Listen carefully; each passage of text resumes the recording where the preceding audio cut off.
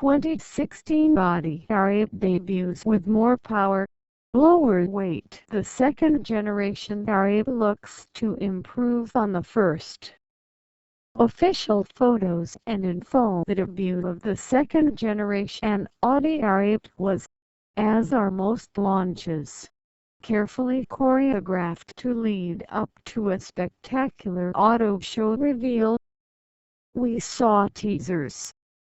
We even rode shotgun in a prototype. But everything spilled onto Twitter and Instagram early, ruining Audi's plans. We're sort of okay with that, though, as now we get to tell you about the spectacular second generation Audi supercar a little early. To create the new car, Audi started with the platform of the first Gen R8 and modified it into the modern MSS Modular Sport System architecture. The bones are shared with the Lamborghini Huracán, but they're tweaked here for a bit more space and comfort. Compared with the outgoing model, more than 100 pounds have been shed. The R8's backbone is a lightweight aluminum space frame, with the B-pillars, central tunnel, and rear firewall made from carbon fiber composite materials. At 174.0 inches long, 76.4 inches wide, and 48.8 inches high, it is wider, lower, and a little bit shorter, which gives it slightly more dramatic proportions. Besides the trunk up front for luggage, there is space behind the front seats designed to hold the proverbial golf bag. The R8 has been engineered for superior on-track performance, and as a clear indication of its ambitions, it is for the first time available with hardcore performance tires straight from the factory. In standard kit, the tires measure 245/35 up front and 295/35 at the rear. These are fitted to 19-inch wheels. Buyers will be able to upgrade to 20-inch pieces with 245/30 front and 305/30 rear rubber.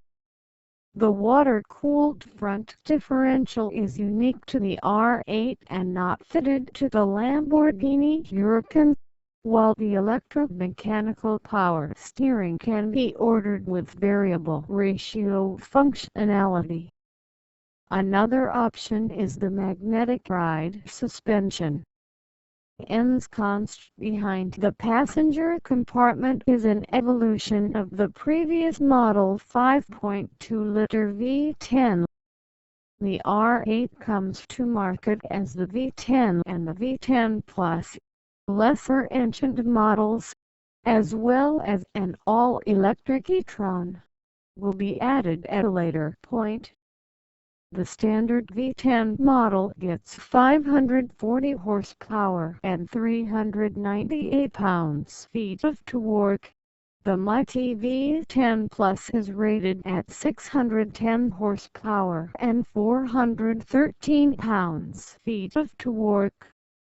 The sprint from 0 to 62 miles per hour is said to take 3.5 seconds or 3.2 seconds, and top speed for the cars is rated at an ungoverned 201 or 205 miles per hour.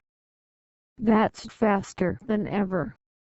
The R8 remains an all-wheel drive car, with a fully variable front/rear torque distribution from 0 to 100% on each axle.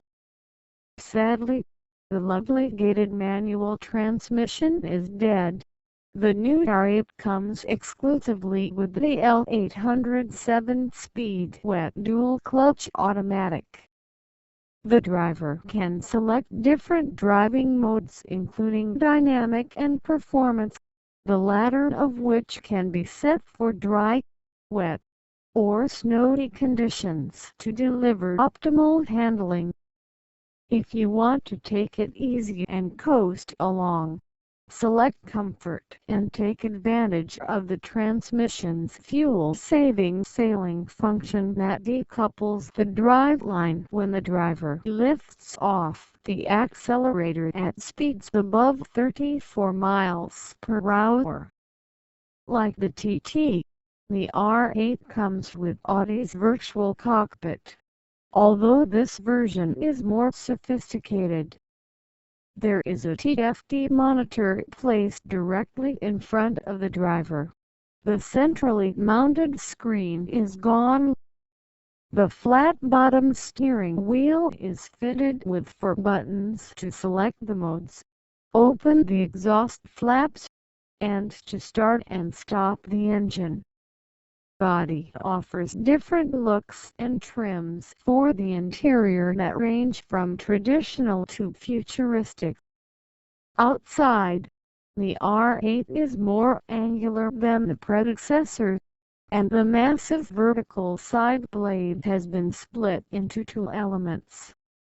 The aesthetic doesn't really take sports car design to the next level, but it's contemporary and also doesn't make the outgoing car look dated and frumpy.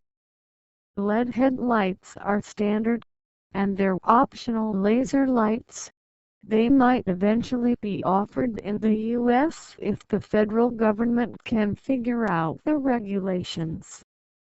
On the European market, they cost about 1/3 of what BMW is charging for laser lights on the i8.